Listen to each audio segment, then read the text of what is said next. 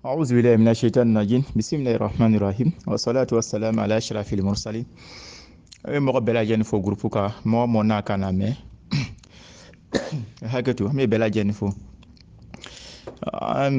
na kira ka histoire laban fɔra min kira ka saya ale salatu wasalam an bɛna kuma fɛn min kan an bɛ se ka leçon jumɛn de sɔrɔ kira ka histoire la la première des choses an n'a yira kira ka bana rɔ kira sɛgɛn mɔgɔ ka bana mɔgɔ sɛgɛ bana rɔ sata bana rɔ a ka alaɲɛsiranya ani a ka limaniya ani a ka alamɔgɔya ça remet pas en cause k'a fɔ ko mɔgɔ dɔ sɛgɛ ni bana rɔ walama mɔgɔ dɔ bana n'a tira mɔgɔ sɛgɛra ɲɛ dɔ ma k'a bɛna kɛ sababu ye ko mɔgɔ bɛna siya a ka alamɔgɔya rɔ mɔgɔ bɛna siya a ka silamɛya rɔ walama mɔgɔ bɛna siya a ka limaniya rɔ non non non non kira alayhi salatu wasalam kira kiri ni siɲɛ sabali il était évangé 3 fois o b'a yira ko ala bɛ bana dɔ la mɔgɔ dɔ ka a sata bana mais a bɛna sɛgɛ min kɛ bana rɔ o man tɛ ka mɔgɔ siya ese ala mɔgɔ lo tun wa walama ala mɔgɔ ma kɛ wa walama a tun cogo min na kira alayhi salatu wasalam kira yɛrɛ b'a fɔ a ka hadisa rɔ ko mumini filɛ nin ko ala ta fɛ mumini ni jurumu dɔ s'ale ma a bɛna bana min la mumini kan nin bana tɔgɔ bɛ kɛ sababu ye a bɛ mumini seniya ka bɔ a bana rɔ dɔ sɔrɔ ka s'ale ma ko olu sɔn mɔgɔ ye mɔgɔ dɔ ye a ye sara bana min na bana bɛ sɛgɛ bana bɛ sɛgɛ yɛrɛ yɛrɛ de o kelen filanan fana min kira ale salatu wasalam kira n'a fɔra a kuma nɔ a ko ni ɲɛmɔgɔ ka bila i kunna n'a ka ɲuman kɛ a y'a ɲuman nɔ gbɛ n'a ka juguman kɛ a ye kana juguman nɔ gbɛ a n'a ɲuman min kɛra nin a ye wɔrɔ gbɛ kira ale salatu wasalam kira n'o fɔra pourquoi kira n'o fɔra parce que kira sanni kɔ mɔgɔ min sigi ni kira nɔrɔ o le kɛ Abakasiriki Abakasiriki lui il a fait 2 ans 3 mois il est décédé naturellement a sanna yɛrɛ ma le mɔgɔ min na nin sera Abakasiriki nɔrɔ o le kɛ Umaru ye Umar n'a min kɛra fanga na c'est plus qu'il s'appelle dans 10 ans ou bien 12 ans Umar faga le Umar a été assassiné mɔgɔ min na nin bilara Umaru nɔrɔ o le kɛ Usman ye Usman a été assassiné mɔgɔ min na nin bilara Usman nɔrɔ o le Ali ye Ali était assassiné c'est comme kira n'a fait nɔle natɔ la yira pour dire que après moi mɔgɔ dɔ bɛna bila ne kɔfɛ c'est pas des gens k'a fɔ ko mɔgɔ dɔ la ye ko a ye dafa ni non non a bɛ se ka ko dɔ kɛ c'est bien a bɛ se ka ko dɔ kɛ o man ɲi mais n'a ye k'a bila i kunna ni ɲɛmɔgɔ ye n'a ye k'a fɛn dɔ kɛ a ye n'a ɲuman y'a melu kɛ ni essaye de vous baser sisan kira kuma ni wele ka a saba i ɲɛnɛ wasali siyɛn sabanan min ye kira alayhi salatu wasalam kira sani lundi il a été enterré mercredi c'est comme nangaro be kira suna tele saba ale kira pourquoi weekend parce que kira yɛrɛ su bina do yɔrɔ min na fana sahaba ye ni ɲɔgɔn cɛ kira ka sahaba ye ni ɲɔgɔn cɛ ils se sont consultés parce que kira san il n'a pas désigné quelqu'un k'a ta tɔgɔ ma k'a fɔ ko non moi après moi mele bɛna kɛ n ka successeur il n'a pas fait ça. Bon là vraiment Abakasiriki sigi ni condition min kɔnɔ j'ai parlé de ça voilà parce que Abakasiriki a fɔra ten ko je n'ai jamais songé k'a fɔ ko n bɛna kɛ ɲɛmɔgɔ ye don dɔ la mais selon ce sont les circonstances qui ont fait que en même temps n kɛ ni ɲɛmɔgɔ ye c'est que silamɛ bɛna ɲɛmɔgɔ dɔ sɔrɔ maintenant a n'a ɲɔgɔn consultera Abakasiriki n'a fɔra ko kira n'a fɔra alayhi salatu wasalam ko ni nabi ɲuman k'a sa yɔrɔ min na k'a su dora yele o kɛni ko min kɛ san kira su tun la ni dɛbɛ min kan tɔla n'a fɔra ko ka dɛbɔ bɔ kira kɔrɔ ka kira su déplacer ka o yɔrɔ tɔgɔ siɲɛ o le kɛ nin kira ka kaburu ye parce que n'a fɔra an ka kuma rɔ n ko kira san an b'a Aisha ka soli kɔnɔ en même temps kira fana su don o ka soli kɔnɔ yɔrɔ san que le prophète su na tile saba ale kira mais o kɔfɛ ka seri su ka mɔgɔ tun dora kira ka tantan pour prier sur son corps ay mɔgɔ seri ni kira su ka ten en même temps n'a kira sutura la kira yɛrɛ su don ni su fɛli quoi c'est-à-dire a su don ni minuit arabalo minuit la kira su don ni su fɛli a su don ni Aisha ka so kɔnɔ o la san quoi kira alayhi salatu wasalam ni ka kira ka ɲɛnamaya rɔ gbɛ a ka ɲɛnamaya étape fila le avant l'islam et après l'islam pré l'islam quoi ɲɛnamaya min kungɔ ni silamɛya ɲɛ où il y avait pas l'islam parce que ale n'a ni silamɛya ye kira ka jogo min tun kirara et après maintenant tumana min na silamɛya nan dira ma kira alayhi salatu wassalam c'est-à-dire qu'avant l'islam jogo dɔ tun kirara quoi la première des choses c'est-à-dire kira tun société min kɔnɔ a tun dugu min kɔnɔ wagati makan kɔnɔ jo le tun batora ala ko kuma tun tɛ jo min tun dɛnna kaba la c'était plus que 300 bon ɲɔgɔnmɛ mulu fana ɲɔgɔnmɛ tun fagara jora saga tun fagara jora tututu ɲɔgɔnmɛ ani jo ɲɔgɔnmɛ ni saga mulu tun fagara jora n'o sogo kana lu kɔnɔ kira ma ka donna kira ma ko donna abadan o kelen c'est-à-dire san kɔnɔ al-mawsim c'était quelque chose de saisonnier ay bi wagati dɔ kɛrɛkɛrɛ san kɔnɔ ay bi ju fɛtiba kɛ makan fɛtiba mɔgɔ bɛ bɔ makan kɔfɛ yɔrɔ minnu ka na ay bɛ n'a fɔ jo melu ma ni denkolo yɔrɔ ni n'a fɛ k'a furu ni nafolo kolo yɔrɔ muso b'a fɔ ni cɛ kolo yɔrɔ muso b'a fɔ ni denkolo yɔrɔ bɛɛ bɛ dakan ta a bɛ dafali ni san kunɲɔgɔn kana se ni mi ka den sɔrɔ mi ka furu sɔrɔ mi ka muso sɔrɔ mi ka wari sɔrɔ olu bɛna kana jo fɛn minnu faga jora ay bɛ fêtiba kɛ n'o wagati kaba sera kira bɛ bɔ dugu kɔnɔ il n'a jamais participé dans ça o kelen avant l'islam aussi dɔlɔ tun bɛ min mɔgɔw tun bɛ dulɔ min makan kɔnɔ il n'a jamais goûté l'alcool o fana wagati la fana mɔgɔw tun bɛ jɛnɛya kɛ il y avait des femmes aussi des prostituées aussi olu tun bɛ ɲɛmɔgɔya kɛ mais o tun jɔn y'a côté la quoi hɔrɔnmuso ma kɛ jɛnɛya kɛra o wagati même ni hɔrɔnmuso ka kɛra o to a dɔgɔ voilà o wagati la jɛnɛya tun kɛra le prophète a ma kɛ dora min manamana ko yɔrɔ quoi parce que mun na a fɔra fɛn dɔ ma ko al-inayatu arabaniya la protection divine ni ala bɛna mɔgɔ kanda k'a bila sira kan depuis a fitinin ala bɛ commencer ka kɔrɔsi ni ala bɛna mɔgɔ dɔ kɛ mɔgɔ ɲuman ye ala bɛna kɛ waliju ye walama ala bɛna kɛ karamɔgɔba dɔ ye ou bien a bɛna kɛ mɔgɔ dɔ ye mɔgɔ min bɛna ala ka diinɛ jɛmɛ depuis a bas âge ala b'a kɔrɔsi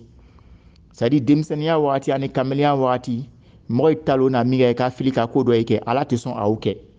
parce que pourquoi n'a ka ko dɔ kɛ ko min man ɲi quelque chose qui est contraire à sa religion n'a kana kɛ karamɔgɔ ye walama waliju ye mɔgɔ bɛ tɛgɛ a kumakan na c'est à dire kira alayhi salatu wasalam n'a y'a sɔrɔ ala y'an kisi kira n'a dɔlɔ min na walama a na jo batora walama il a participé dans les choses qui sont interdites en l'islam et après à l'âge de 40 ans parce qu'à partir de 40 ans il a reçu la révélation divine ala nana kana cɛlaya dama sanji 40 kɔfɛ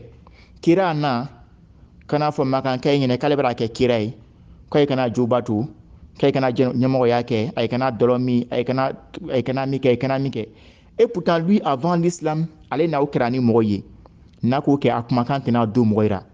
sa parole peut pas avoir des impacts sur les gens vont les rappeler k'a fɔ ko ele ko kana dabila tɔw pinu en a fait ça ensemble ici là et ni ana jo bato la ana mikra aujourd'hui tu viens dire que tu es kira non sa parole peut pas avoir des impacts sur les gens wala son ala na kira la tangana jusqu'à ce que a kana se ko manamana ko melu kɛ quoi kana se ka do manamana ko ro ala nara tagana depuis a fitini fo kana se a kɔrɔbaya ma wala son tuma na na mɔgɔ wurera k'a bɛna kuma ko ala bara ale ci les gens sont venus l'écouter n'a y'a sɔrɔ manamana mɔgɔ le mɔgɔ tɛna na dugu kɔnɔ ni kamalen min k'a lɔn manamana mɔgɔ y'a ye c'est à dire mɔgɔ min k'a lɔn ni manamana kuma ye ni manamana ko ye n'o k'a fɔ lu min na k'a ma ko dugu mɔgɔ bɛɛ la mɔgɔ si tɛna na o parce que mɔgɔ bɛna fɔ ko mɔgɔ koron de k'a ma lɔn ni mɔgɔ sɛbɛ mais kamalen min ye dugu kɔnɔ bɛɛ lanara a ma lɔn ni manamana ko ye en même temps n'o k'a mɔgɔ wuri ni dugu mɔgɔ bɛɛ bɛna ramɛ parce que a ma lɔn ni manamana ko ye o k'a filanan ye min ye quoi kira alayhi salatu wasalam mɔgɔ in n'a fɔra quand avant l'islam c'est quelqu'un a ma kɛ kuma na kathira sumti kira tun dajɛ ni wagati caman il ne parlait pas trop a tun tɛ kuma na a bɛ se k'i sigi ni mɔgɔ ye avec les jeunes de sa génération a bɛ sigi mais mɔgɔlu bɛ kuma ale tɛ kuma il pensait beaucoup a tun bɛ miiri ka caya quoi il ne parlait pas beaucoup pourquoi parce que sa vie même kira yɛrɛ ka ɲɛnamaya ça lui permet de beaucoup réfléchir pourquoi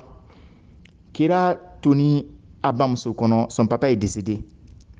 a fa cɛ san o y'a sɔrɔ kira a bamuso kɔnɔ kira bamuso nani kana yɛrɛ masɔrɔ kira ra. Kira facɛ san Madina le. Il a été enterré au Médine. O y'a sɔrɔ kira bamuso Makan. On a dit ngu sanga yɛrɛ nani sanga nani a tɔgɔ bɔra min kɔnɔ kira facɛ sanga nani Makan ayi a ma se ka ɲɛfɔ kira bamuso ɲɛnɛ quoi parce que a tun kɔnɔma ye a tun ralɔn kira ra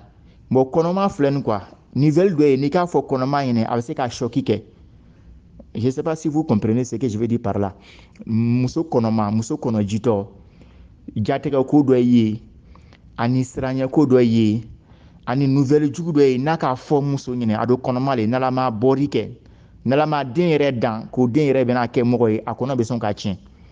Parce que moi-même j'ai vu ça. Il y a quelqu'un, il est décédé dans l'accident. Bon, o y'a sɔrɔ muso ma kɔnɔjitɔ le tun. Bon, en même temps, bon, ay wan ka taa suko, bon, ay n'a fɔra den ma k'a n'a cɛ rɔgbɛ komi subaraba kora, ay tɛna ɲɔgɔn ye tuguni. Le fait qu'il a regardé son mari akirini min kɛ en même temps kɔnɔ tiɲɛni quoi. Et c'est vous comprenez. Voilà, c'est ce que je veux dire par là. C'est comme kira facɛ sanga naani min kɛ ni Madina Makan, c'est-à-dire a kɛni ka kira bamuso ra mini quoi. Mɔgɔ y'a ye mais i tɛ se k'a fɔ a ɲɛnɛ. Fo kira bɛmɛ cɛ. Abdulmutalib ole n'a ɲɛfɔra kira bamuso ɲɛnɛ. Bon kira a ma facɛ ye bamuso ma o bɔ ni Makan ka taa Madina.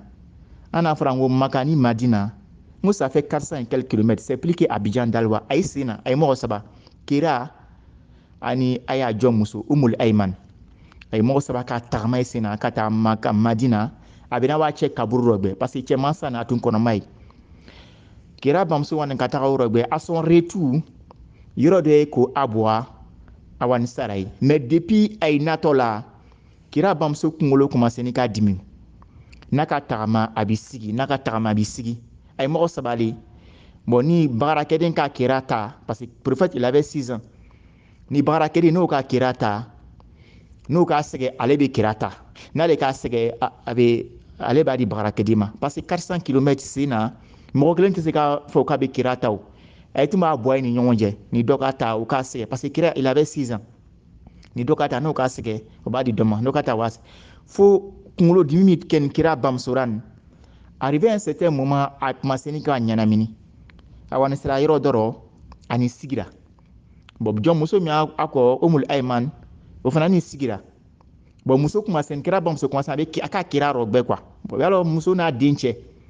ka kira rɔgbɛ a facɛ tɛ yen bon vraiment ale yɛrɛ bara ye vraiment ale lahala min na ni a gbɛlɛn a to ni kira rɔgbɛra sisan don kira mina ka kira mina k'a nɔrɔ a yɛrɛ la kira nɔrɔ tɔnɔ ale a ni bɔni min kɛ ni Umul Ayman yɛrɛ n'a yɛrɛ vraiment a tɛ kira magabele o fana wani mɔgɔ ɲina ka na a ye nani kana bolo bɔ ɲɔgɔn na don kira mina don a su don en même temps Umul Ayman commencé ka kira ta san ale kelen pe ka kira ta ka sira to continuer jusqu'à la Mecque kana kira di a bɛmɛ cɛ ma Abdulmutalib le prophète il avait 6 ans après 2 ans aussi sanji fila kɔfɛ o san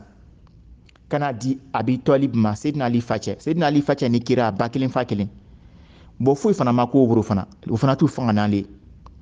bon le prophète n'a k'i sigi k'a ka vie rɔgbɛ ta ça permet à l'homme de beaucoup réfléchir man facɛ ye man bamuso ye nan dira n bɛmɛcɛ ma wɛrɛ sa mana nan dira n kɔrɔ cɛ n fɛ ma tɔgɔ ma kɔnɔ minɔgɔ cɛ ma foyi t'o bolo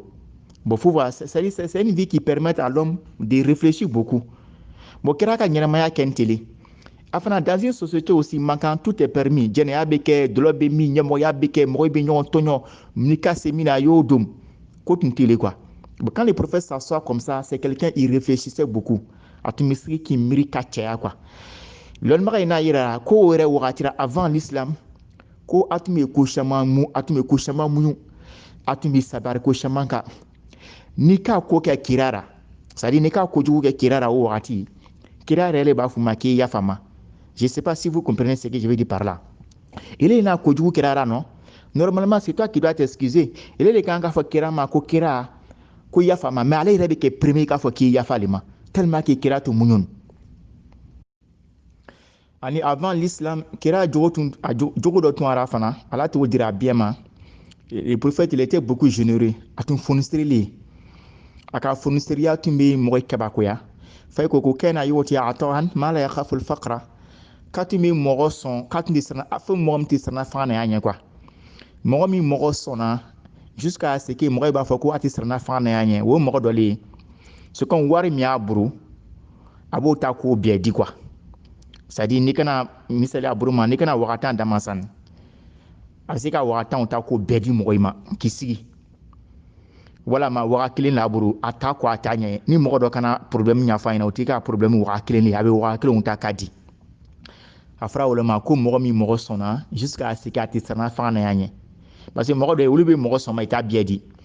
ni waru ka kay buru abe doni di abe doni garder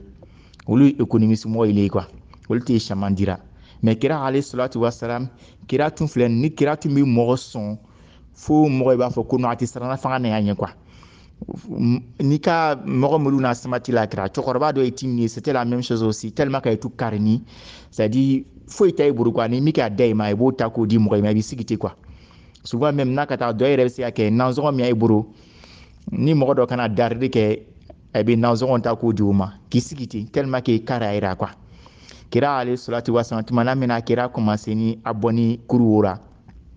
nana jibirila yira min ni a kɛ i n'a fɔ mɔgɔ min kunkolo bɛna ɲagami dɔɔni pour que Khadija a hakili sigi Khadija commencé ni ka jogo ile city Khadija n'a fɔra kira jogoro quoi ko innaka taqsibul ma'duma ko kira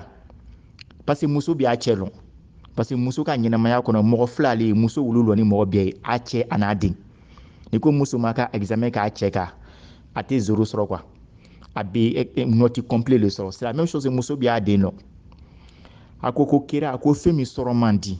fɛn min ye ni k'a sɔrɔ i tɛ se k'a di parce que fɛn min sɔrɔ man di ni k'o di pour avoir ça sera tout un problème k'i b'o di mɔgɔ ma a kuma se ka kira ta n'o jogo ye lɔnnibaga in n'a fɔra ko kira ka fonisiriya ko c'est comme fɔɲɔ ka fonisiriya ni fɔɲɔ k'a bɔ bɛɛ dɔ sɔrɔ la rɔ bɛɛ n'ala n'a fɔɲɔ ni fɔɲɔ k'a bɔ nin ala n'a fɔɲɔ mɔgɔ m'olu garijɛgɛ dɔ la fɔɲɔ rɔ bɛɛ b'a sɔrɔ même n'i y'a fɔɲɔ samanta ka ban bana don min na i bɛna sa kira tun mɔgɔ ye kira tun fonisirilen kira fana jogo dɔ tun min ye fana kira tun cɛ farinlen a ma kɛ siranna parce que ni kira tun ka siran vous pensez que vraiment a seni k'a mi ka tun bɛ se ka kɛle n'a tun ka siran les guerres 5 qu'il a fait là il pouvait pas les faire parce que déjà n'i ko k'i bɛna ta i jugu kɛlɛ fo ta ta n'a tu soit a b'i faga soit i b'a faga soit a bɛ sira walama i bɛ sara est-ce que vous comprenez a n'a kɛlɛ muru kɛra n'a y'a sɔrɔ ko kira tun mɔgɔ ye mɔgɔ min tun siranna kira tun tɛna o kɛ avant sani kira yɛrɛ bɔ ka taga Makan ka taa Médine kira n'a sahaba dɔ yɛrɛ a bɔra ka taa Éthiopie ko masa cɛ dɔ ye ko mɔgɔ tɛ tɔɲɔ o fɛ mais kira yɛrɛ ma bɔ il est resté au Médine il est resté à la Mecque il est resté à la Mecque pour que kira yɛrɛ bɔ c'est-à-dire son assassinat était déjà planifié ala le n'a fɔra k'a bɔ n'ala tun m'a fɔ k'a b'a to n'a bɔ kira tun tɛ siranna o parce que bagara min na ale siranya tɛ se ka taga quoi parce que ta vie est risquée i bɛ se ka fa wagati bɛɛ mais kira il avait la certitude nɛgɛnɛya t'an bolo ko ale tɛna se ka faga tant que n'ale ma mission lase et vraiment c'était o fana kɛ ni fana il avait cette certitude là et kɔni bɛ se k'an dɔrɔ a bɛ se k'an bo kabakunu na a bɛ se ka cɛncɛn ka firimugu kɛ nka a bɛ se ka nɛni a bɛ se ka fɛn bɛɛ kɛ ne la mais tant que ni ala n'a fara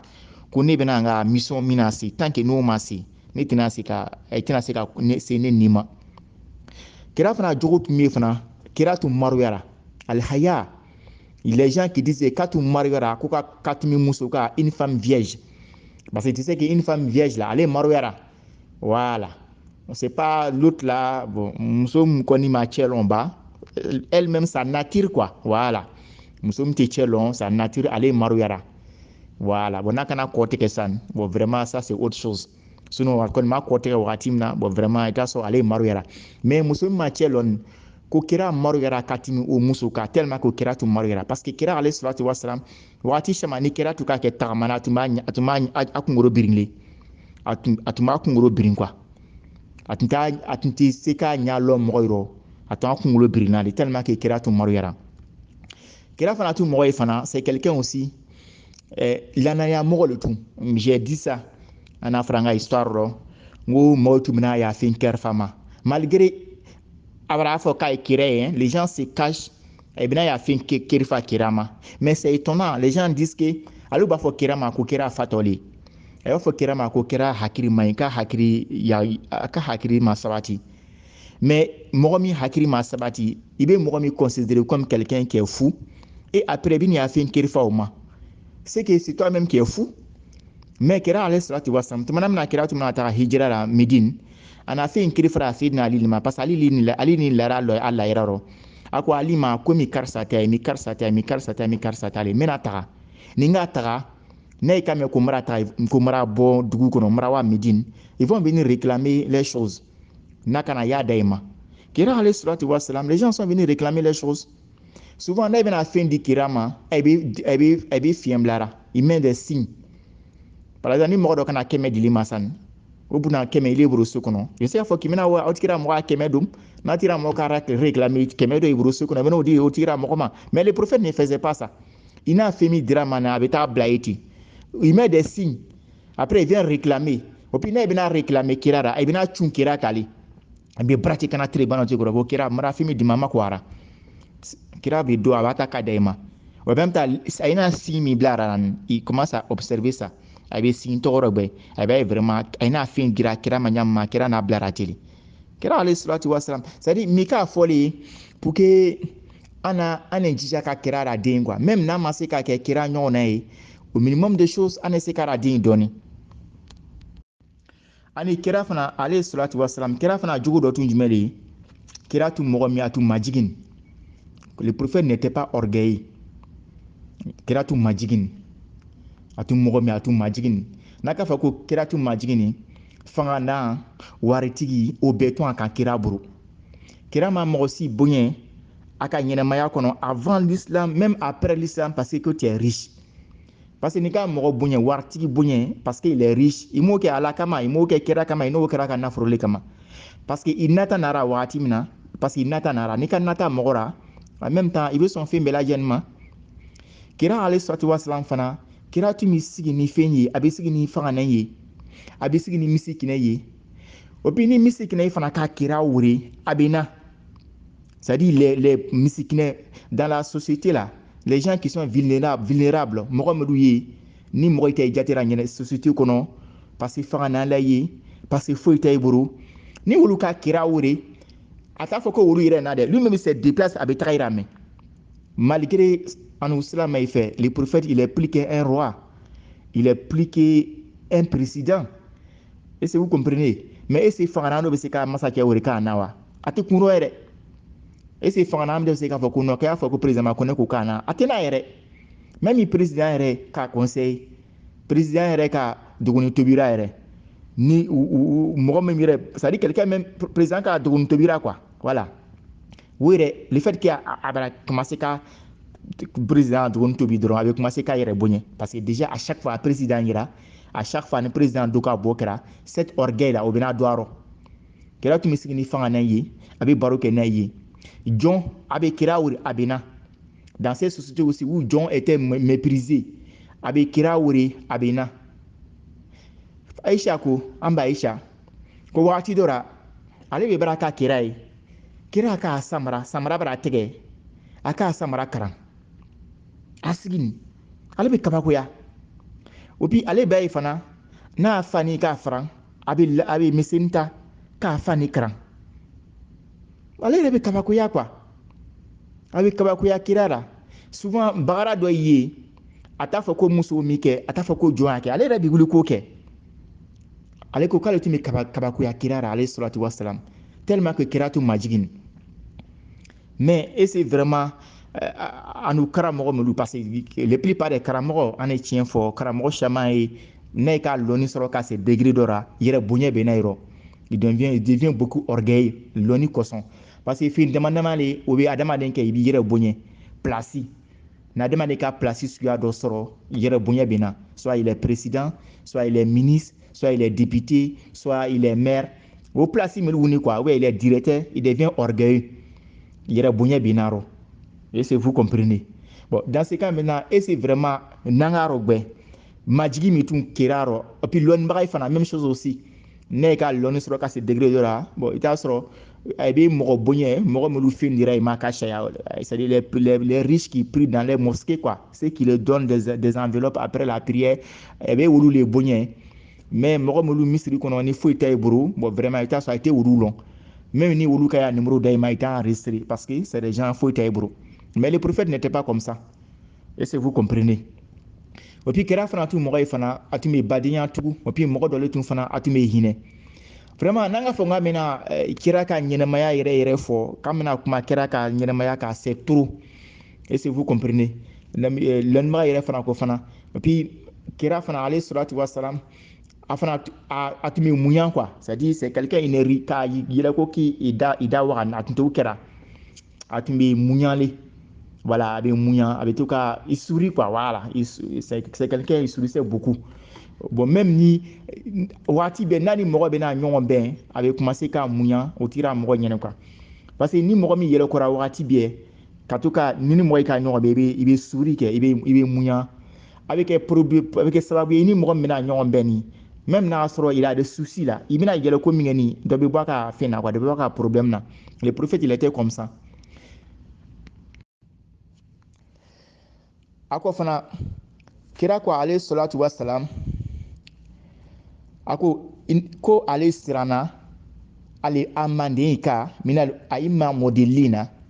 ko ɲɛmɔgɔ dɔ bɛna sɔrɔ ale kɔfɛ o ɲɛmɔgɔ bɛna mɔgɔ yira fili parce que ani yɔrɔ min bi silamɛya rɔ bɛɛ n'a ka guide le il a ni karamɔgɔ min na wele ka guide ye il a ni karamɔgɔ min na quand tu as un problème en l'islam là c'est cette personne là qui consulte ko tele bi a ko ɲɛmɔgɔ dɔ bɛna sɔrɔ silamɛya rɔ ko olu bɛna mɔgɔ yira fili, c'est-à-dire mɔgɔ minnu bɛna na silamɛya kiti ɲinɛ i fɛ a ma kalan kɛ ka se o degré la walama kiti dɔ yɛrɛ bɛna da i ma a ma faamu di à quelqu'un qu'on t'a lɔn walama di à quelqu'un mina mɔgɔ dɔ ɲininka a tɛ se k'o fɔ a bɛ bara ka kuma dɔ fɔ o tira mɔgɔ ɲɛnɛ o tira mɔgɔ fana bɛ baara kɛ ni o tira mɔgɔ bɛ fili quoi, kɛra na wele fɔra ko i bɛna mɔgɔ dɔ sɔrɔ ɲɛmɔgɔ ile silamɛya rɔ ko o mɔgɔ wulu fana ko a bɛna mɔgɔ yira fili. Kira ko alayhi salatu wa salam ko la takumu sa'at hatta taltahiqa qabaila ummati awthana mi kan ka mɔgɔ siran quoi. A ko diɲɛ tɛ wuli abadan buru tɛ fiyɛ ko fo mɔgɔ dɔ ye a ye woro ni silamɛya kɔnɔ bɛmɛ ye tun silamɛya le fa ye tun silamɛya le ka woro silamɛya kɔnɔ k'a mɔ silamɛya kɔnɔ ko mɔgɔ dɔ ye bɛna wa jo bato a kuma a kan ka mɔgɔ siran quoi, parce que kira alayhi salatu wa salam kira na kuma fila fɔra quoi. A ko wagati dɔ bɛna si ko mɔgɔ bɛna girin ka don silamɛya rɔ kira ko ten ko wagati dɔ la mɔgɔ bɛna don silamɛya rɔ en beaucoup mɔgɔ bɛna don silamɛya rɔ ka ca an ye wele dɔ ni bi o. Aujourd'hui, les gens se convertissent en islam. Il faut aller dans les pays occidentaux. Ta Europe, ta Amérique, ta Canada, ta Australie. Moi, il y a 12 islam. Puis la plupart des gens qui se convertissent là, c'est les femmes. Et pourtant, ni muso ka do dinaro, den muso le ko, den bamso le ko, ni bamso ka ta Europe no, den wara yele. Kera na wole fara quoi. Mais ko diana ba fana na ko mo bena bo. Il a dit ça. Ni diana ba ka sa kan ka mo sran quoi. Ko diana ba kan se ko mo bena bo. Aka wole foni quoi. Mo mulu wuro ni kay fay islam yaro. Ay bɛmɛ tout silamɛ ko dianaba bɛna se ko ils vont quitter l'islam olu bɛna taa juta, ils vont voir vraiment que leur salut n'est pas dans l'islam, peut-être c'est-à-dire ay a problème te ka ɲabɔ wala ma fanganaya, c'est-à-dire kay bɛna wa juta quoi, kɛra bara wole fon kay bɛna wa juta ala an gana quoi, fin bɛ kana ale buru, c'est-à-dire kuma tɔgɔ ça fait pitié quoi, k'a fɔ ko mɔgɔ dɔ ye a bɛmɛ na a fa na ye bɛmɛ tun sira min ka ale wa u bila ka taga fɛn wɛrɛ ta et puis ka taga sa u ka fana vraiment kan ka mɔgɔ siran. A ko kira kɔfɛ ko kira ko ale sɔtɔ ko ale kɔfɛ ko mɔgɔ 30 bɛna na olu bɛɛ wuya fɔla ale olu bɛɛ bɛna fɔ k'olu prophète de, c'est-à-dire il y a 30 personnes qui vont venir et tous vont dire qu'ils sont prophètes. Ko k'a sɔrɔ ko après lui là ko il y a pas d'autres prophètes. Bon mɔgɔ minnu n'a fɔra ko ils sont prophètes là, moi j'ai ni seni ka tɔgɔ min sɛbɛn il y a 13 personnes. Al-Asad al-Ansi ale na fara ko ale prophète ale na yɛrɛ n'a fara ka kira yɛrɛ to diɲɛ kɔnɔ yɛrɛ lui dit qu'il est prophète. Bon Tulay hata bon Khuwaylid de al-Asadi ale ko k'ale prophète de, Musailamatul Kazzab ale ko k'ale prophète de, Mukhtar bin Ubaydata al-Thaqafi ale ko k'ale prophète ye, Bayanu Sam'an ale fana ko ten, Al-Mughira Abu Mansur et puis fana ko Abul Khitab al-Asadi, Ali ibn Fadl al-Humairi, Ali ibn Muhammad Rida al-Shirazi, Hussein Ali al-Mazindari, Ghulam Ahmad, ou les Tansabana quoi. Et puis en même temps en Côte d'Ivoire là-bas aussi à Bengourou, cede ko Abdurrahman Konate, ale fana ko ale Kerale ko ale Isale ko moi fana ko il y a des gens qui le suivent aussi. Kira ko mo bi saba bina so ale ka mantenir mais lui bina fo ko ils sont prophètes mais ko après lui il y a pas d'autres prophètes. Kira fana ko mo do bina so slamairo. Ces personnes ne sont pas nombreuses, ils sont minoritaires. Ay manger quoi. Slamairo. Que ces personnes-là sont si la vérité. Mais wolu tien mikani ko mo si tena se ku kai bo tien toka. Ay bina to ka fo ka ta se la loma. C'est comme prophète ako mo mo yere bina slamia yere ta. Ka srati slamia yere ka cause les personnes seront ay tena ke mo mo lo asha. Slamai bina shaya. Mais slama kurun wole bina shaya quoi. Bon là c'est des choses là vraiment quand ka mo sran. Bon dans la cas aussi on a eu le temps que là na kuma mulu fofora ko kondu bina kale ko feni amena kuma sika kuma uka dans la cas puis fana ko bon on a fait un programme aussi les gens ont demandé ça moi il a demandé là comme bon c'est lundi mercredi bon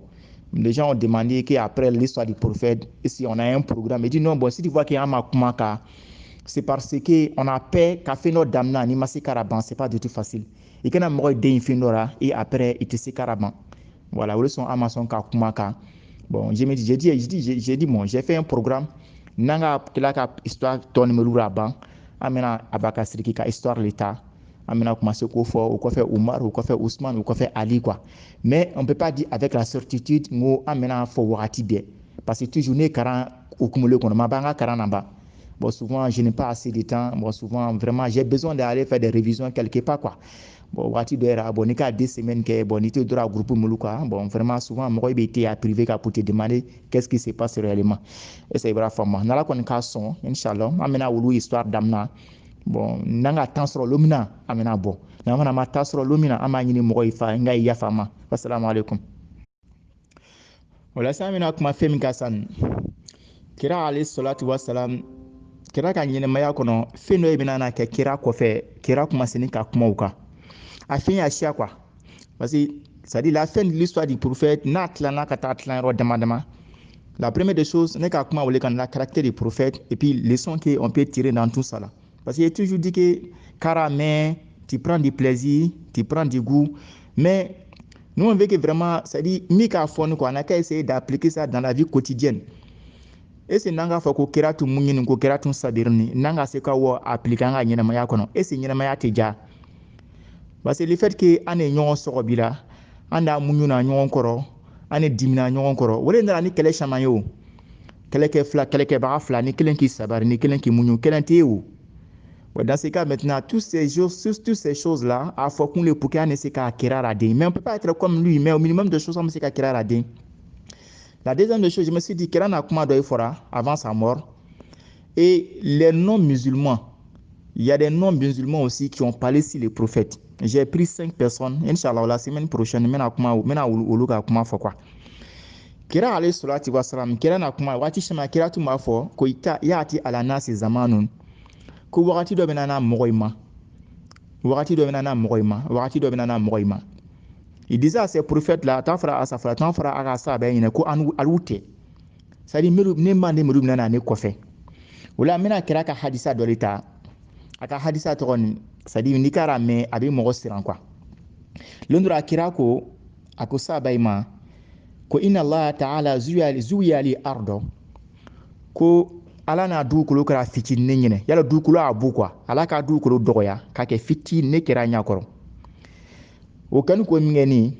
a ko faraitu masharikaha wa magharibaha ko dugukolo tere bɔ yɔrɔ n'a o yira tere bin yɔrɔ n'a o yira l'est l'ouest j'ai tout vu ala bra dugukolo kɛ fitinin ne kɛra ɲakɔrɔ o ala ka kabako de quoi a ko sisan ko wa anna mulka ummati ko ne ka manden nga silamɛ a y'a mara saya blogu mazu yali minha ko na yɔrɔ min kɛ ni fitinin dugukolo kan ko ne ka manden ka masaya bɛna se c'est comme silamɛya bɛna se o yɔrɔ bɛɛ lajɛlen nɔ ça veut dire quoi? Silamɛya bɛna se diɲɛ yɔrɔ bɛɛ lajɛlen nɔ wagati dɔ bɛna se silamɛya bɛna se diɲɛ yɔrɔ bɛɛ lajɛlen nɔ ani o wagati le yɔrɔnin bi bon dans ce cas min na a ko kira ko yɔrɔ san ko wagati kanzɛni ko fɛn fila de n'ale ma alkanzu wo dama d'ale quoi dama sanu bɔra fɛn min nɔ ni wele kanzu arabu kan a ko fɛn dɔ ye fɛn fila min dina ale ma ni ko dɔ wule ni ko dɔ gbɛni a ko min wule ni ko ye Furs ani Romu quoi les Perses avec les Roumains ko wolu ka fɛn we wolu ka yɔrɔ le we so comme silamɛya bɛna don yɔrɔ tɔgɔ silamɛya bɛna don Europe silamɛya bɛna don Persi yɔrɔ min yɔrɔ et ils vont devenir des musulmans al-abyad mini fɛn gbɛma min dina ale ma ni ko ye sanu ani warigbɛli c'est comme ale manto miluni c'est-à-dire sanu bɛna bɔ sanu bɛna kɛ duguma kolokɔrɔ ka saya quoi c'est-à-dire sanu bɛna saya duguma kolokɔrɔ a ko sanu o kɛni kɔ min kɛ ni komi ala bara o kabako yira ale la ko ale na ala darala fɛn dɔ yira ale ko ala ma ko ala i kana ni manden halaki sannatan bi ama k'i kana ni manden halaki ni kɔngɔ ye ni ja ye ka san dɔ kɛ diɲɛ kɔnɔ c'est-à-dire dogoni sanji tena dogoni kana dogoni tɛ kɛ diɲɛ kɔnɔ kɔngɔ ye mɔgɔ ye mina fo mɔgɔ ye sa ko ala k'i kana wula ni manden kan c'est-à-dire ne mando i kana sécheresse quoi i kana la manden bɛɛ lajɛlen ka généraliser quoi tout le monde il y a des diɲɛ côté dɔ ye il peut avoir des sécheresses c'est-à-dire o bɛ se k'a kɛ mais ka ne mando bɛɛ lajɛlen halaki ni we k'i kana o kɛ o kelen a ko ke ala ma fana ko wala yusallitu alayhim aduwan min siwa anfusihim allahu akbar ko ala k'i kana jugu bila silamɛ yira i kana jugu bila silamɛ yira fo n'a ka kɛ a yɛrɛ dama ye quoi c'est-à-dire i kana yahudiya ye walama nasɔra ye ka olu bila silamɛ yira n'o ka kɛ ko fayastabiya baidatahum olu bɛna silamɛ ye lasuru tigɛ a bɛ silamɛ ye jeli daga a bɛ silamɛya lasuru tigɛ k'i kana o kɛ e s'a faamuya c'est-à-dire i kana jugu bila silamɛ yira fo n'a ka kɛ silamɛ ye yɛrɛ gansan ye silamɛ yɛrɛ gansan kɔni olu kɔni bɛna ɲɔgɔn faga mais k'a fɔ k'i yahudiya walama nasɔra mɔgɔ min tɛ silamɛ ye k'o bila silamɛ yira olu silamɛ ye déraciner ka silamɛya ko ban ko ala k'i kana o kɛ o kɛlen kɛ ala ko kira ma san ko ya Muhammad ko ne ala filɛ ne ka ko la ne ka ko dɔ a tɛgɛ n ka latigɛ ni ka b'an ka latigɛ bilara ka ban ko mɔgɔ si tɛ se ko raseri kɔ a ko i bɛra fɛn min ɲini ne fɛ nin ko ne k'i ka manden halaki ni kɔngɔ ye ni ja ye ko ne kira bara sɔn ma mais wala usallitu alayhim aduwan min siwa anfusihim mina silamɛ ye gansan yɛrɛ a yɛrɛ de bɛna ɲɔgɔn faga c'est-à-dire ni ka damina umaru sani kɔ kana se usman ka saya ma kana se ali ka fagari ma mɔgɔ min na usman ali umaru fagara o tɛ silamɛ ye o ale tasuma batora ale mais mɔgɔ min na usman fagara c'est des musulmans mɔgɔ min na ali fagara c'est des musulmans bon aujourd'hui n'an ka rɔgbɛ silamɛ ye gansan le ka ɲɔgɔn faga bi quoi quand tu prends ni ka Daesh ta ka rɔgbɛ ka al-Qaïda ta ka rɔgbɛ ka taa Mali nord la Ansordine c'est wolu ka kafiri le faga c'est les musulmans ils tuent